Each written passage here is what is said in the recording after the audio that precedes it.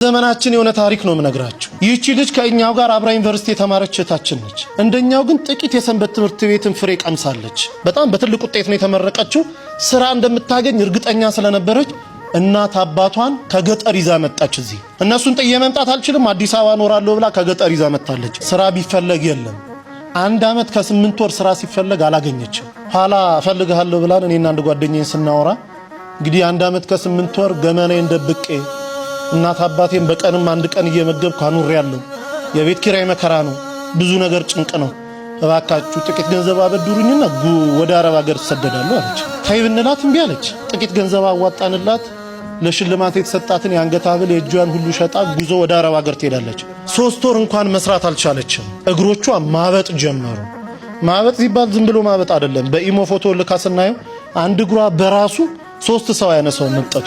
ሆስፒታል ስትመላለስ ቆይታለች። ዶክተሩ የመጨረሻ ያለውን ሪዛልት ሲሰጥ ሰውነትሽን ካንሰር የሚባል በሽታ ተቆጣጥሮታል አለ። ከቻልሽ የእኛን እስልምና ተቀበይ ሻሃዳ ያዢ ከኛ ጋር፣ ካልሆነ ግን ወደ ሀገርሽ ሂጂ። የማያምን ሰው በሀገራችን የመቀር ልማድ የለንም አሏት። እነሱ ተማምኖ ሞት አውጀውላታል። ዶክተሩ 2 ቀን ቀርቶሻል ብሏታል። እዚህ ደውላ እናትየው ጋር ስትነጋገር እናቴ ሆይ እኔ ባለሁበት ቦታ አክሱምም እያለሁ እዛም ገጠር እያለን ሲጨንቀኝ ስታመም ጸበል ቦታ ነበር መሄድ። አሁን ግን ባለሁበት ጸበል የለም። በአንቺ ማይፀን ውስጥ 9 ወር ከ6 ቀን ኖሬያለሁ። ያንቺ ስጋ ማለት የኔ ስጋ ነው። እባክሽ ሂጂና ተጠመቂልኝ አለቻት።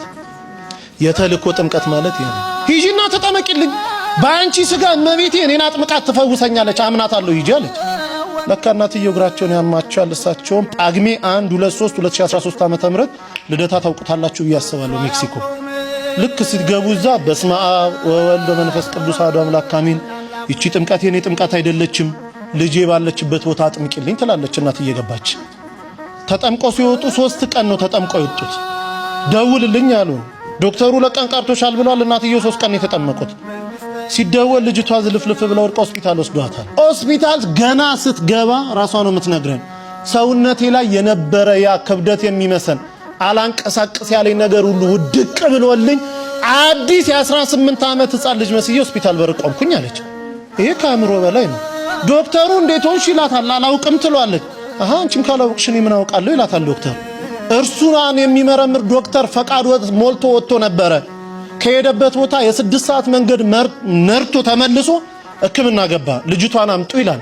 ይሄው እኔ ነኝ ትላለች። እባክሽ አትቀልጂብኝ፣ ልሰራ ነው ያለሁት። እኔ ልጅቷን አውቃታለሁ፣ ኪሎዋ ይሄን ያለው ደሟ እንዲህ ነው። አንቺ ደግሞ ሳይሽ አዲስ ሕፃን ልጅ ነው የምትመስዪው፣ ልጅቷን አምጪ አላት። አይ እኔ ድኜ ነው አለች። እንዴት ሆኖ? ተጠምቄ። ከየት አምጥተሽ ጸበል? አረብ ሀገር አይደለም ወይ ያለሽው? ከየት አመጣሽ? አይ እናቴ ተጠምቃለኝ። እናቴ ልትጠመቅ ስትገባ ወላዲተ አምላክ ድንግል ማርያም ከመልአከ ምክሩ ከቅዱስ ሚካኤል ጋር እኔ ቤት ውስጥ ይመጡ ነበር አለች። ጠዋት ስነሳ ሙሉ ሰውነቴ እረጥቦ ነበር የምገኘው አለች። እናቴ እዛ ትጠመቃለች፣ ድንግል ማርያም ደግሞ እኔን እዚህ ስታጠምቀኝ ነበር፣ እንዲዳንኩኝ አለችው። ዶክተሩ ማልቀስ ጀመረ። እንዲህ የሚባል ነገር አለ? በእውነት ድነሻል? አንድ ይኮነማ እኔም እኮ 17 ዓመት ካንሰር ታማሚ ነኝ። በቀን 2 ኪኒንና 3 መርፌ እየተወጋው ነው 17 ዓመት የገፋሁት። እባክሽ ሀገርሽ ሰጂኝ፣ አንቺ ምትያት ሴት ካለች እኔንም ታጥምቀኝ አለ። ያው እንግዲህ ታውቃላችሁ እሷ መምጣት አትችልም። እዚህ ደውላ ከኛ ጋር አገናኘችው። ሰውዬው እዚህ የገባው ሐሙስ 10 ሰዓት ላይ ነው ማታ። አሁን ወስዳችሁ ካላጠመቃችሁኝ አለ። ብንለው ብንሰራው በፍጹም። በኋላ ተደውሎ በአረበኛ የሆነ ነገር አለችው። ተረጋጋ። ለሊት 9 ሰዓት ላይ ተነስቶ ውሰዱኝ አለ። ስንሄድ ቤቱ ተዘግቷል። ገና በር ላይ ካህኑ እየከፈቱ ነው። አብሮ ገባ። ንባባቱን ደሞ ዕጣኑን አንድ ላይ ተደርጎ ውስጥ ከሰማ በኋላ መጀመሪያ ተጠማቂ ሆኖ ገባ። እንደገባ መጮን ይጀምራል። ሲወጣ ሆስፒታል ውሰዱኝ አለ። አረባክ እንደው ቢያንስ 1 ሱባኤ ሳምንት ተጠመቅ። በፍጹም። ከዛች ሴት ጋር ሳወራ እኔ ቤት ውስጥ ይሸተኝ የነበረው ሽታ አሁን እዚህ ቦታ ሸቶኛል። እሷ ስታወራ ሁሌ የሚመጣው ሽታ እኔ ጋር አለ። እባካችሁኝ ውሰዱኝ። ከውስጥ የጥቁር ነገር እየጮኸ ሲወጣ ይቻለው፣ እንደ ጉም ደመና ወጥቶ ሲወጣ ይቻለው፣ ውሰዱኝ አለ። ሆስፒታል ተወሰደ። ምርመራውን ጠበቀን። ሲመጣ ካንሰር የሚባል የለብህም ተባለ። አላምንም ኢትዮጵያውያንን አለ። ዶክተሮቻቸው እንዴት ናቸው? 17 ዓመት የተያዝኩትን እንዴት የለም ትሉኛላችሁ አለ። አይ አገሬ ሄጄ ይመረመራሉ። ሄዶ ሲመረመር የለብህም ተባለ። አሁን ግብጽ ቤተክርስቲያን እዛው ተጠምቆ ሚስቱም 3 ልጆቹን ተጠምቆ ያገለግላሉ።